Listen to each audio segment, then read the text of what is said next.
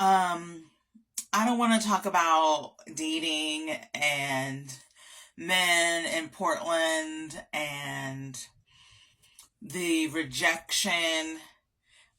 And I don't want to have that conversation with you, but we are going to have that conversation. So, um, obviously, even when I'm just like trying to go incognito, I'm still fabulous. But please get unready with me while we have a conversation, okay? The first step is to take off our lipstick. I'm just using a Target brand makeup remover for those lipsticks that stay on forever, y'all. This isn't the color, but this is the brand. It's in my purse downstairs, but it's a Maybelline. These they're pretty legit. So I'm a big black woman, and I'm a big black woman of a certain age. My hair is gray. I'm not coloring it. So it's obvious, I think, that I am a mature, big black woman. And I live in Portland, as you well know. What you might not know is that Portland is a very, very white city. I think I've said this on here before. And the guys are not checking for women of color or black women. And black men are not checking for women of color. In fact, they're almost rude about making sure that you know that they're not checking for women of color.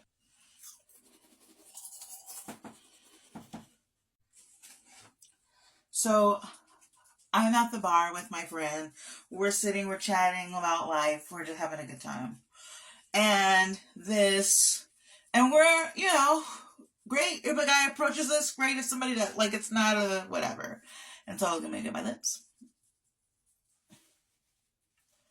And so a guy walks past us and we're in a mid conversation, we both look over, we like whatever. And he does this thing where he like goes, no. Looks at his friend, talks, and makes sure to like, no, no. That's what he did. And girl, I was upset. And so he's walking away and he's talking, and I'm like, that's uncalled for. So I told my friend, I'm like, what was that about? Didn't nobody, there was no need for the, the, the hysterics, right? And then, like, so he's looking at us at the bar, like, we're still looking at him. Because my friend doesn't clock it like I do, but I'm like, what the? Y'all don't know this about me, but I'm not a fighter, but I'd be ready to fight. Because I don't, the audacity. No one, like, you created a situation where there wasn't one. That doesn't make any sense. We're having a drink, like, I'm livid. But with the quickness. But I'm like, okay, Heather, calm down. It's not that serious, but it is though. And then he proceeds to go talk to, he makes a point to talk to the opposite of what I look like. So, even though I'm short though, so pretend I might seem tall, but like a petite, thin, blonde woman, which is great. I love that for him. Mind you, this is a short black man, and I'm 5'3". And if you wasn't acting like a short whatever, I wouldn't have to say it. But you did it, not me. And girl, I was over here talking, made me forget my retinol, and your girl needs her retinol.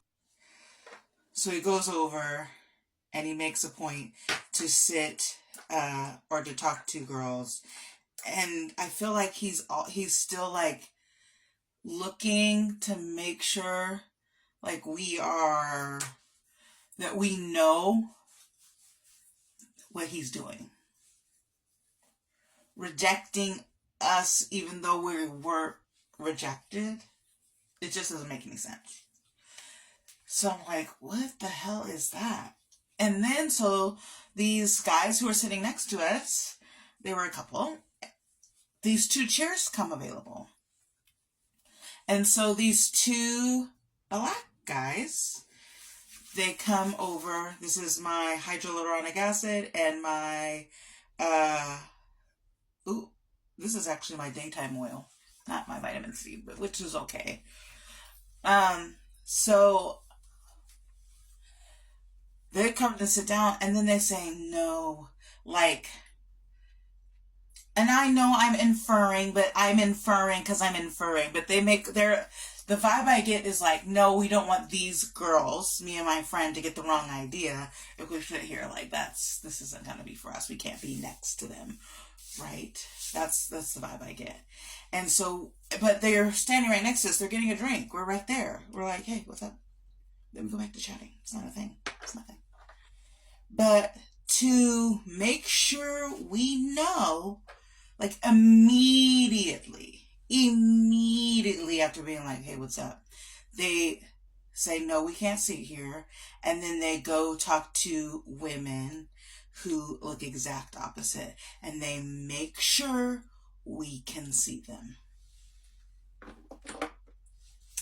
And so I'm like, what? Why is there like, it didn't need to be the song and dance. So instead of, to make your night better, you have to make sure that people know that you're rejecting them when you are not the business. And like, I guess me even having a conversation is like saying like I'm upset about it and being like, I am affected by it, but I wouldn't be affected by it if you were just a regular human, you know? And this is when I say, like, black men aren't checking for black women.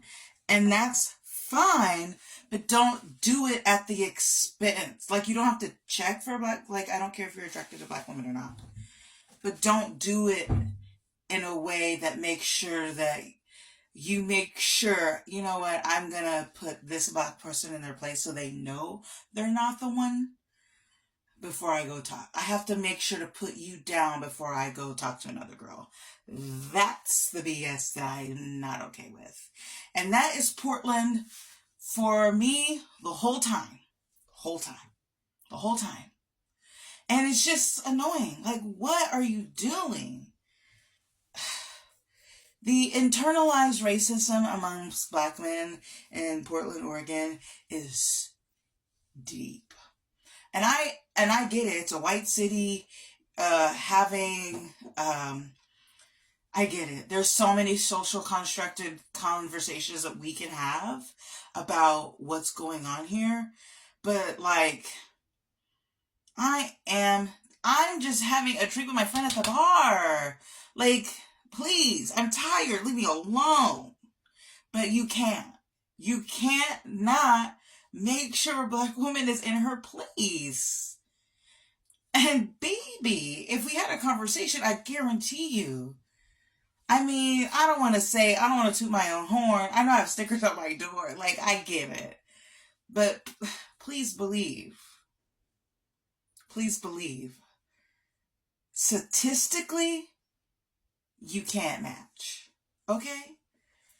So obviously I'm very upset about the situation because it's not this situation. It's just like, leave me out of your internalized racism. Leave me out of whatever you have to go on. But just sitting at a bar, being myself, is literally a threat to their, you know what I mean? And I'm tired. And I'm going to go to bed in a house that I pay for. And there it is. Good night, y'all. God bless.